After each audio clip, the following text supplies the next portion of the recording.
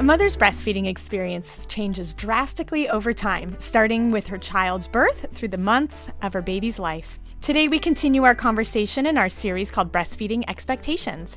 Over 12 months, we will be following 3 new mothers along their breastfeeding journeys, learning how they cope with breastfeeding challenges and settle into the breastfeeding rhythm with their babies. This is the Boob Group, episode 55.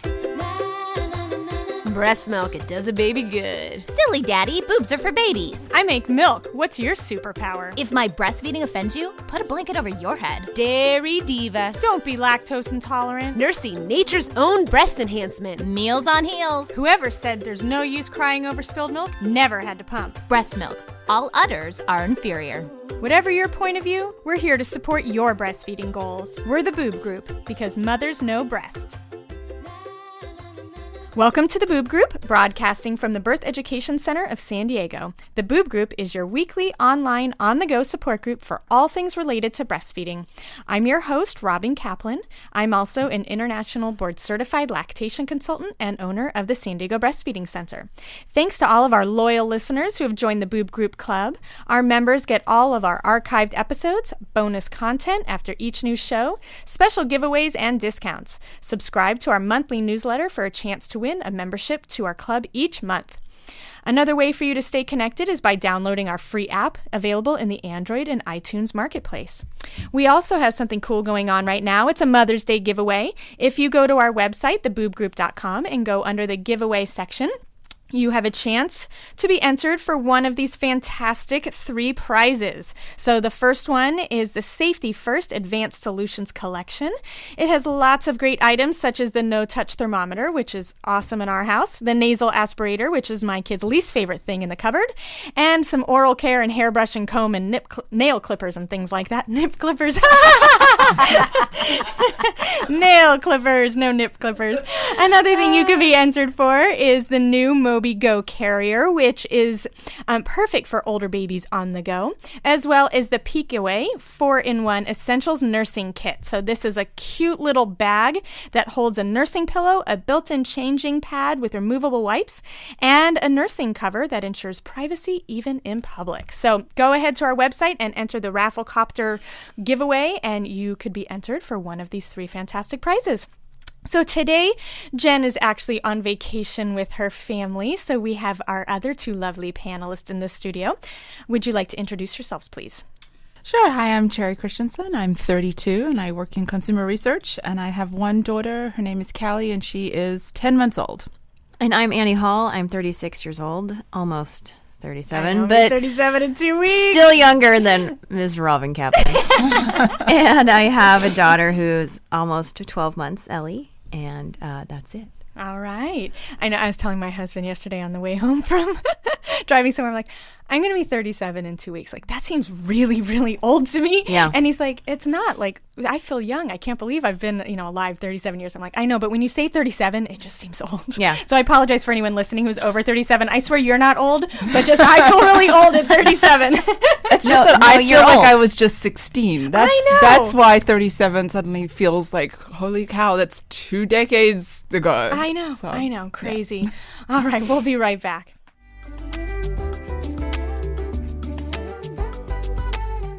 So here's a question that we received on our Facebook page. This is from Adrian, and it says, "Hi, Robin. I came to this page with a question I had about weaning a toddler and came across this podcast.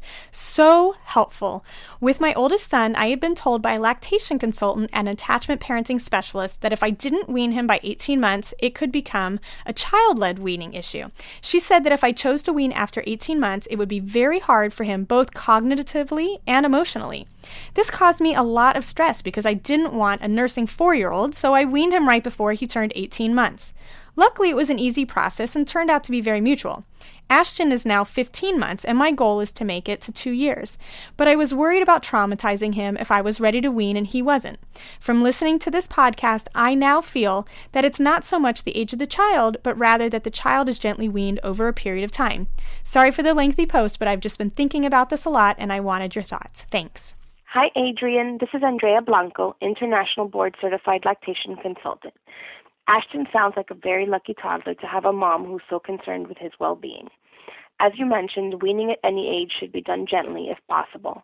I've helped many mothers wean their toddlers at different ages and haven't noticed that any one age is necessarily easier or more difficult than the other. The children who show the most resistance are also the ones who have the strongest personalities. As long as the process is done with love and patience and understanding, Ashton will follow your lead. When you're ready, consistency is key, and understanding that sometimes you and him may take 3 steps forward only to take 2 back. Best of luck to you.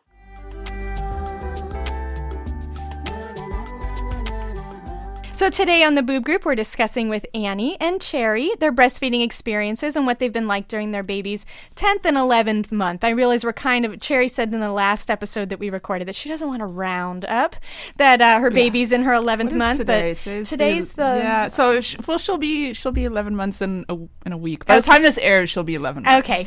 And Annie's will be just cutting it into that 11th month because she's going to be a year. I can't believe it.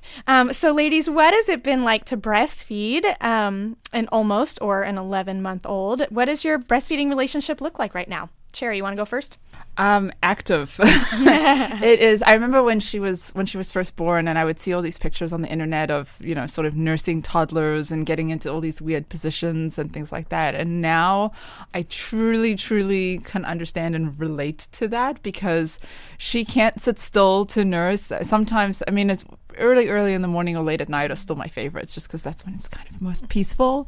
But the positions that she'll get into, and now that she's standing, we may be laying on the couch, but she wants to stand and nurse, and she'll go from the left to the right, to the left, to the right.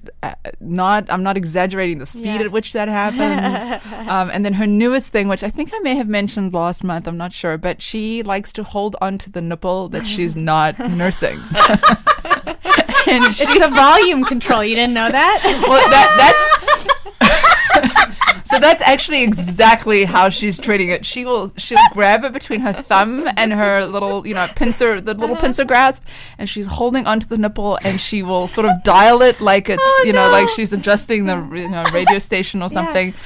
She's adjusting the speed. I would not be able to handle that. I would just lose it. So that has been every single nursing session for the last week or two.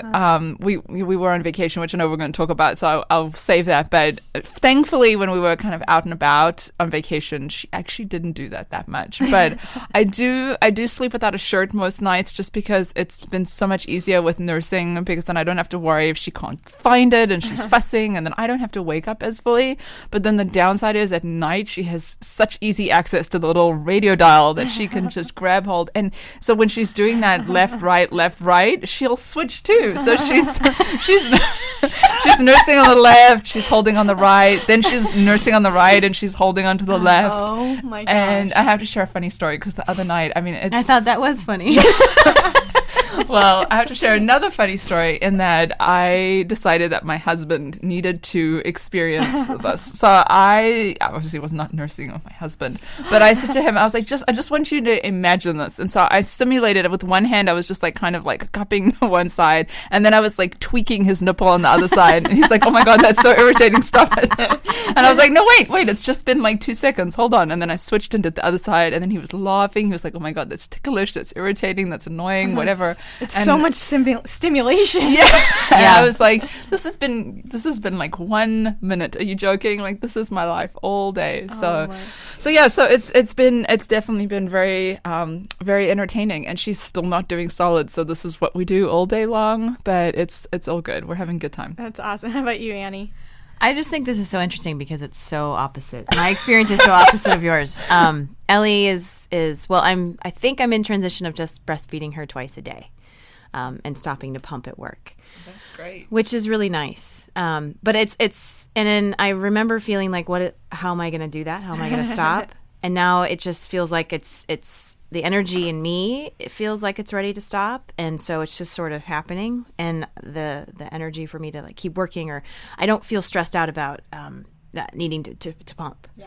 So that I recognize that and know that I'm ready to stop pumping at work, which is great. So I'm a little nervous about sort of now that I'm not pumping and then transitioning to not breastfeeding. So then I'm going to have to take care of all the food for her and making sure I have the right foods in the house, and then making sure I have food made for when I get home from work.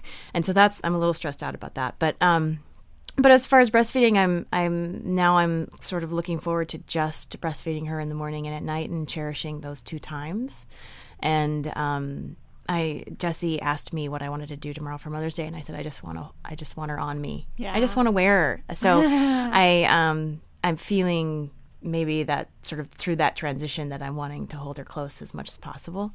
And she's walking all over the place. I know. It's She great. is? She Yes. walked across my kitchen a couple days yes. ago. We were like, holy cow. So, Oh my gosh. you know, she's never, as far as breastfeeding, she's never switched positions or stood, or she does all those things on her own, but she nestles in and she just stays on one side, and then she pulls off when she gets frustrated, and I put her back on, and that's just the way it's been. And when we've breastfed, it's usually me going to get her to bring her on. She never has crawled up or walked up. So it's very interesting because it's a totally different experience. Oh, Callie will tell me I sign milk with her every single day, multiple times a day. She will not sign milk, but when she wants it, she will crawl over to me and start grabbing at my clothes. She'll pull my clothes off.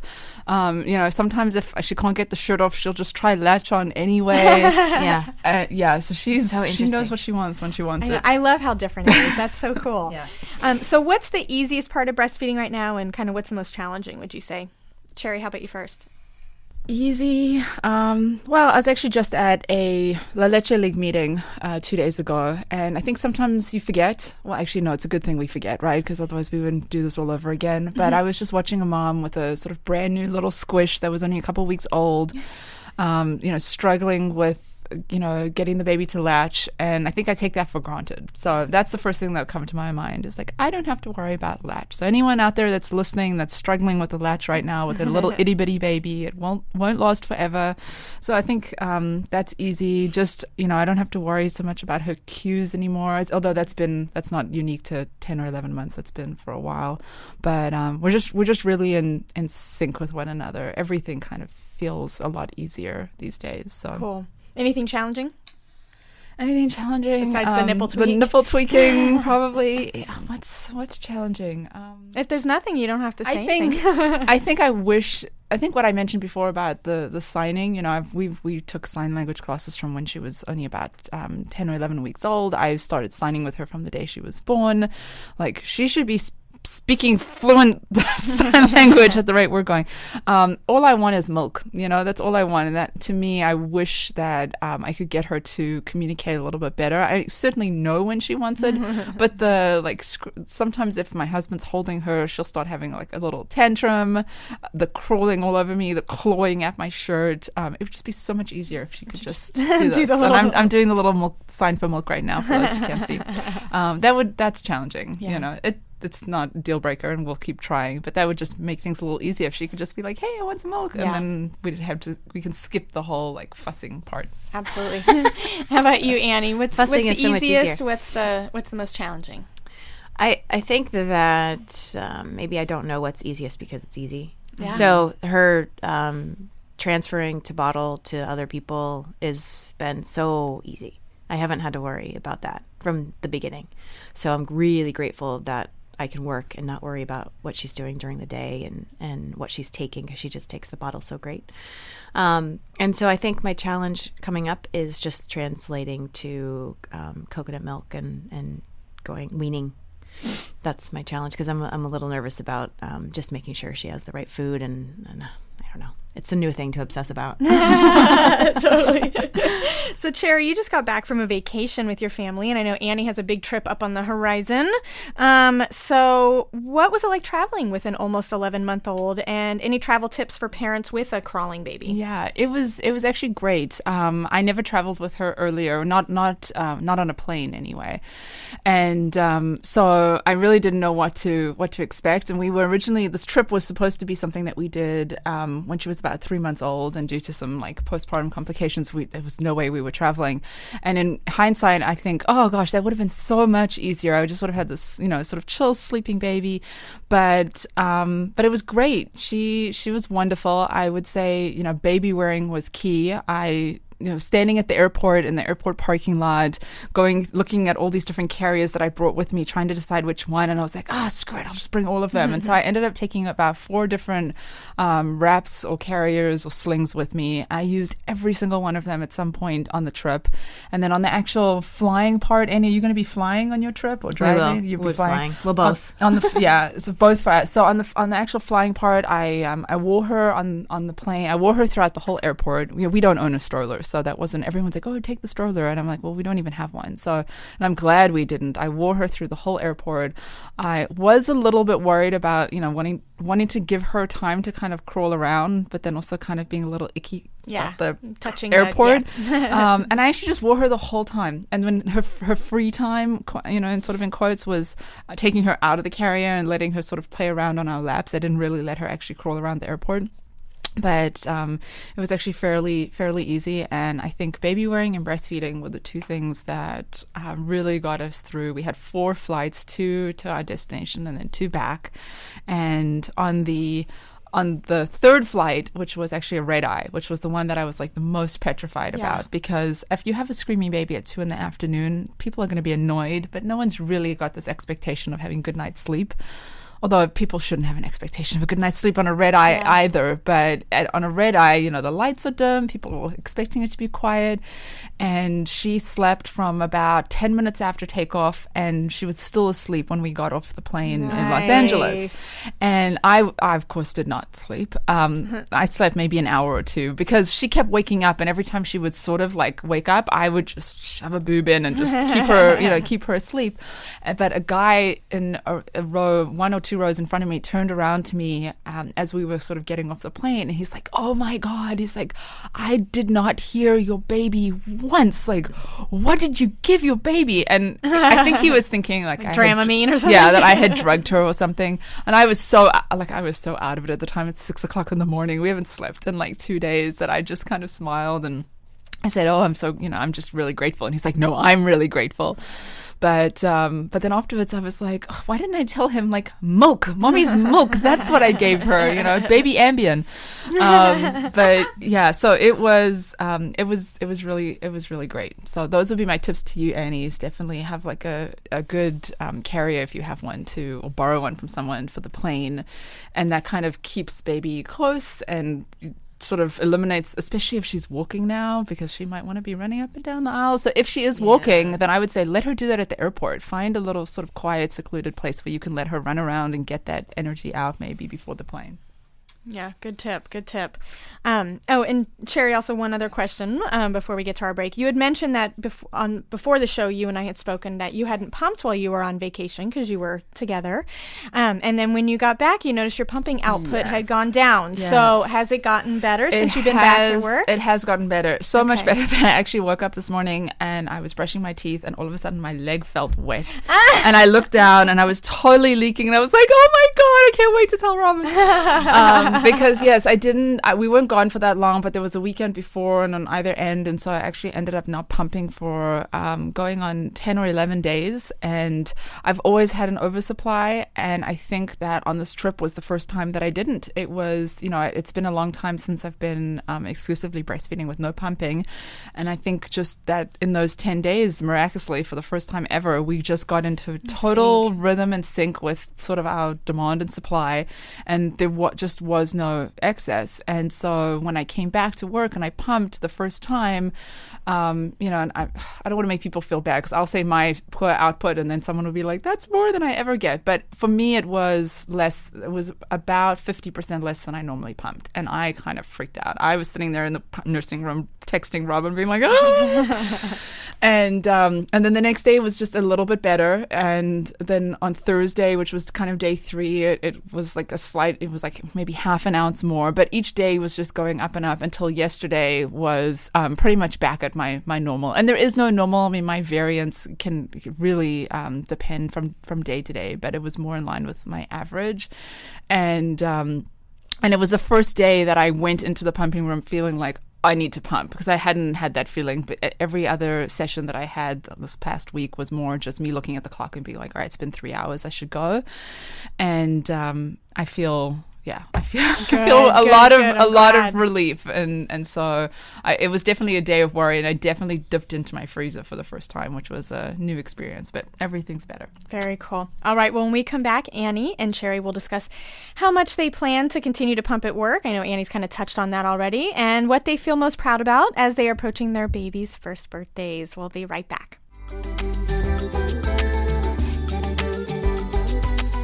Welcome back. Today we're talking with Annie and Cherry about breastfeeding during their baby's 11th month.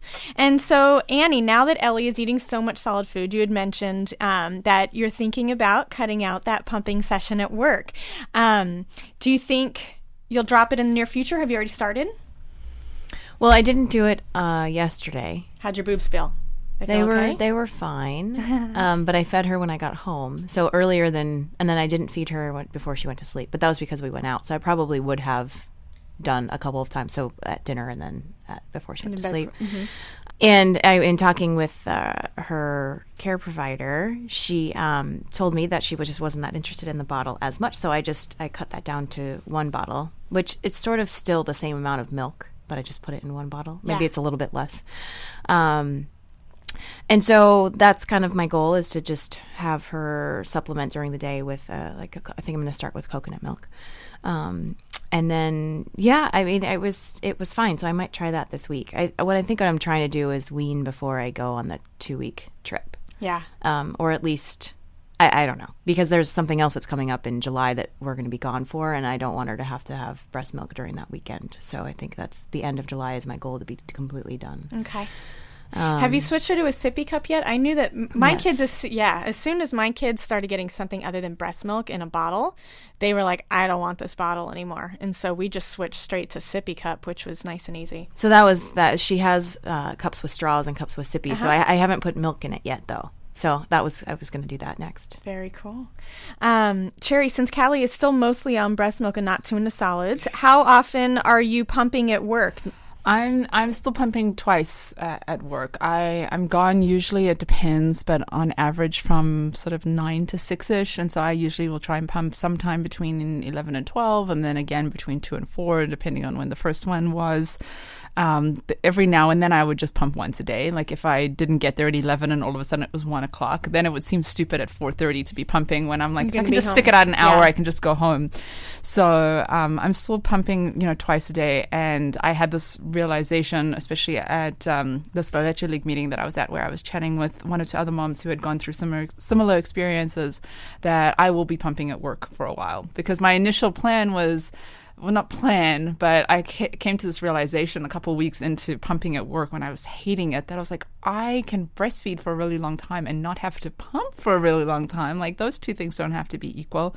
But because she's not taking any solids, I have to pump. Yeah. I don't really, have a choice about that. So we'll see. I'm not pushing the food thing. She's not interested. I kind of offer. I'm very sort of low key about it. We'll kind of try in another month or 2 or 3. We'll see. But she's growing. She's growing, and she's great, and she's healthy, and she's gaining weight like a champion, and she's almost tripled her birth weight, and she's only 10 months. So I'm not worried. If she wasn't growing, I'd probably be a little bit more freaked out about it. Other people are more freaked out about it. Like I just get way more weird reactions from other people. Like, she's not eating anything. And I'm like, have you ever met an adult that doesn't eat? Like, everyone will eat eventually, right? Someone said that to me the other day, and I was like, oh, of course. Like, he's like, I've never met a child that didn't eat at some point. So, yeah, and we have no food allergies in my family. I was always an adventurous eater when I was a kid, and my parents really encouraged that. So I'm like, you know what, we'll wait till we get there. In the meantime, I'll just enjoy this, because I have those days and those moments where it's really frustrating, but then I think to myself, oh my gosh, I can just fast forward a couple of years and just remember this and be like, oh, I missed that. So I try and be in the moment and just enjoy it, and not obsess too much about what's happening, but at the same time just be comfortable and accept the fact that I will probably be pumping twice a day at work for at least another couple months. Yeah, absolutely. Annie, now that you are coming up upon Ellie's first birthday, which is totally gonna make me cry, are you starting to think about this weaning completely? You had just mentioned you're kind of aiming for July. So have you thought about how you're going to do that? No. You want some help? I do. Help. Well, I was going to say, actually, the way that you're doing it is perfectly appropriate. You just start dropping either a pumping session or you drop a feeding very casually and just do it slowly. So the way that you've been doing it is actually, you followed your intuition and it's been perfect. So I have a question. If someone wants to do that, would they drop, and let's say there was normally I'm just making this up, a 2 o'clock feed or a 2 o'clock pumping session. Would you drop that 2 o'clock consistently every day? Or would it be like maybe on Wednesday you do it and Tuesday you don't and Thursday and sort of a slow gradual? So it's first you're doing it every day, then it's every other day, then it's maybe every third day. Like how much of a transition do you need to drop it completely? Great question. To be honest, there's no straight way to do it. It really is just kind of tuning into your body. So if a mom dropped it, say Monday, she dropped it a pumping session, for example. Those ones are lovely to get rid of. the pumping session at work on Monday, and Tuesday she was planning on dropping it too, but she felt like she was getting a plug duct. Or felt really, really full, much more full than the day before. Then maybe she pumps Tuesday and then she takes off Wednesday. Typically I recommend just dropping it, Monday, Tuesday, Wednesday, Thursday, Friday along. But at the same time, I'll find moms like 4 days into it feeling like, I just need to release the pressure at that time and then we'll go back into it. So it really is just a matter of following your intuition, following your body, making sure that your breasts are never getting too uncomfortable. So that way it ends up causing plug ducts, mastitis, milk blisters, things like that.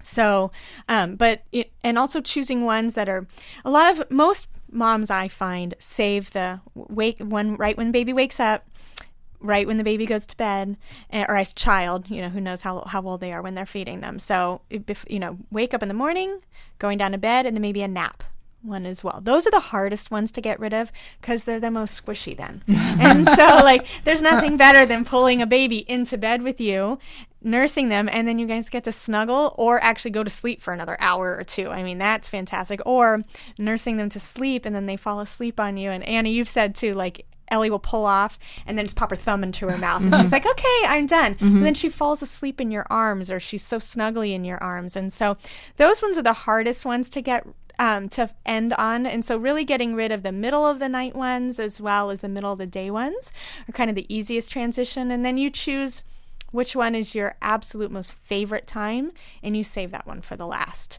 And then you just kind of ease your way out of it. But there are some moms who will keep those beginning of the day and end of the night for months. Because they're just, mom and baby are just enjoying those so much and they work so well in their lives that they actually just don't even get rid of those. I've had moms also whose babies have been, I think Ellie will be about 14 months when you go away, who've, had a couple breastfeeding sessions. They have to go out of town for a couple days. They end up not pumping and they come back and they actually keep nursing after that. So they just kind of jump back into it. And baby's probably not getting a full feeding for those mornings or evening ones.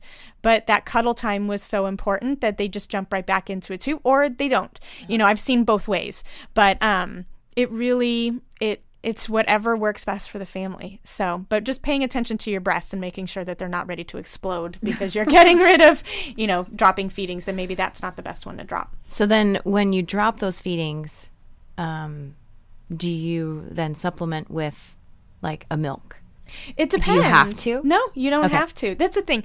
We're all very focused on calcium and transitioning over to dairy. I'll say this because the dairy industry, and so is so prevalent. And so to be honest, no, baby's normal weaning age in the world is, about 4 to 7. And so they're getting mom's milk. They're not getting as much as they are getting in that first year, but that's their nutrition as well. They're liquid, but you can switch to water. You can switch to coconut milk.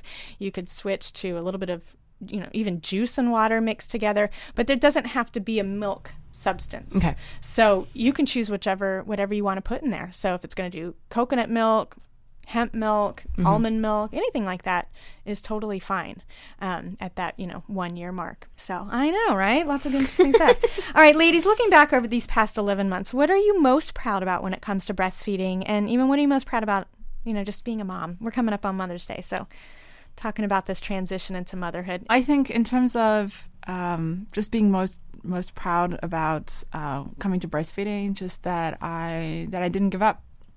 I kind of went into it when I was pregnant saying that I will make this work no matter what, which I think is like just probably the number one contributing factor to my success, in addition to just a huge bunch of resources and people and support.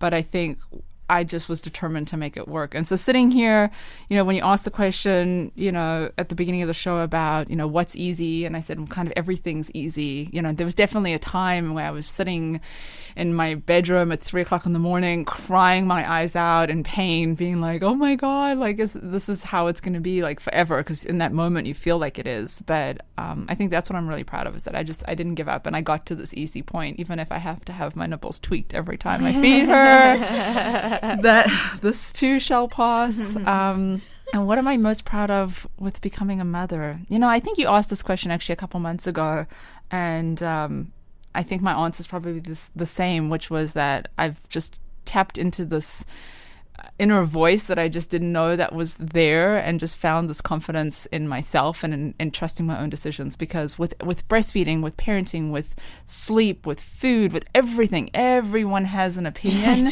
Everyone has multiple opinions. And to just be able to kind of tune all of that out, not to say that I don't ever ask for advice or listen to people's advice, but just to be able to really just trust in myself and just know what's right for my family without feeling influenced by other people. So even if what I'm doing is completely different, like the food, for example, the fact that I have a baby that doesn't eat and she's almost a year, doesn't bother me at all, and it bothers everybody else, but well, that's their problem, They may not have made the creamy goodness that you make. Hopefully it's not keeping them up at night, but it's not worrying me. So I think the only sad part about that is we're probably not going to have any cool smash the cake photos, or we will, but they'll probably be when she's 3. So that's okay. But yeah, so I think just having that sort of like faith in myself is probably what I'm most proud of. Awesome. How about you, Annie? I would say the same thing, that I made it through the full year, because we don't know when you're pregnant that it's going to be hard to breastfeed. You just think they just latch on, they just get on, and that's what happens. Because it's just natural, and it's just the way it works. You don't really realize that you have to work at it. Yeah. And that there's all these different things that could happen. And nobody talks about it because it doesn't necessarily happen to them. And what I'm saying is whether it's mastitis or bruises or cuts or whatever is happening that gets for that first few months, and then you get through that place and something new happens or whatever, but just sort of going through the roller coaster of the first year of all these firsts. So I'm proud of being on that other side. I'm proud of getting through delivery and being a year now and going, oh my gosh, I want to go back. I do. I kind of want to do it again, but not really. But I just want to be with Ellie on that day. Now that I know her, I just want to just sit there and just maybe be a fly on the wall of my day. But and then I think, I don't know if it's being proud of from a mom's side, but just that it's settled in to just be so natural. And I didn't know, I think people talked about this, but I didn't know that it would just feel like she's me. Of course she's you. I mean, she was inside of you. But I just didn't know that of what that would feel like, and falling in love with her. And I didn't know that I was going to fall in love. I think people talk about it, but I didn't hear it. I didn't feel it. So that's so sweet. So that's what I feel proud of is just feeling so natural and complete with being a mom. That role set in, and that's exactly what it's supposed to be. I'm exactly where I'm supposed to be. Well, thank you so much, Annie and Cherry, for chatting with us about breastfeeding your baby during her 11th month. And for our Boob Group Club members, our conversation will continue after the end of the show as Annie and Cherry will be discussing how their perspectives have changed about breastfeeding over these past 11 months. For more information about our Boob Group Club, please visit our website at theboobgroup.com.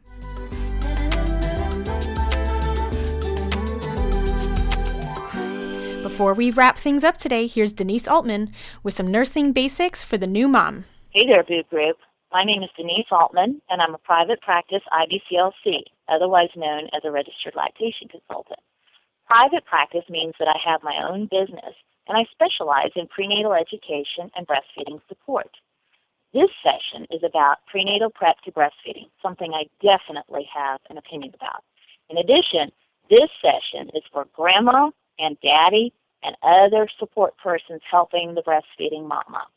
Daddies in particular can really make or break a breastfeeding experience.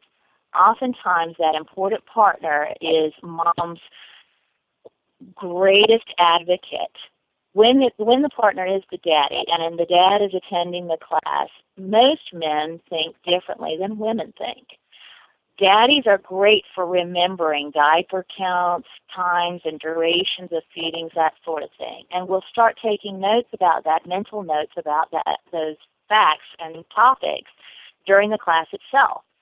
When mom is in that emotional tailspin of being a new mother, all wrapped up in that baby and that feeding experience, oftentimes it's dad who's the one that can kind of pull out those facts from his memory and use that male analytical thinking to help be supportive and help her figure her way through any difficulties or challenges. Grandmas are a great resource in the breastfeeding classes especially. Many grandmas, in my experience, are very interested in breastfeeding. They've heard enough through the media to know that this is how things are being done in this day and age. But often, grandma herself did not breastfeed or didn't have a positive breastfeeding experience. If grandma's educated prenatally, it's far more likely that she will be a help and advocate for mama. I love it when I see grandmas coming to feeding consultations or sitting in class, because often they have lots of good common sense suggestions about baby care that just help mama as well. I hope that the information in this session can get you started on exploring your options. For additional tips on choosing a breastfeeding class, please visit my website at feedyourbaby.com and keep listening to the Boob Group. All right, well, this wraps up our show today. We appreciate you listening to the Boob Group. Don't forget to check out our sister show, Preggy Pals, for expecting parents, and our show, Parent Savers, for moms and dads with newborns, infants, and toddlers. Coming up next week, we have Rose Davigny-Jackowitz discussing breastfeeding a baby with jaundice. Thanks for listening to the Boob Group, your judgment-free breastfeeding resource. This has been a New Mommy Media production. The information and material contained in this episode are presented for educational purposes only. Statements and opinions expressed in this episode are not necessarily those of New Mommy Media and should not be considered facts. While such information and materials are believed to be accurate, it is not intended to replace or substitute for professional medical advice or care, and should not be used for diagnosing or treating healthcare problem or disease or prescribing any medication. If you have questions or concerns regarding your physical or mental health or the health of your baby, please seek assistance from a qualified healthcare provider.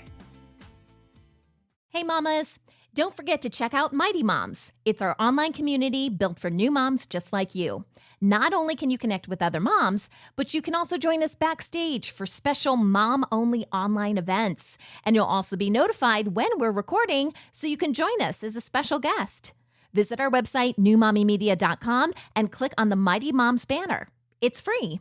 That's newmommymedia.com. See you there.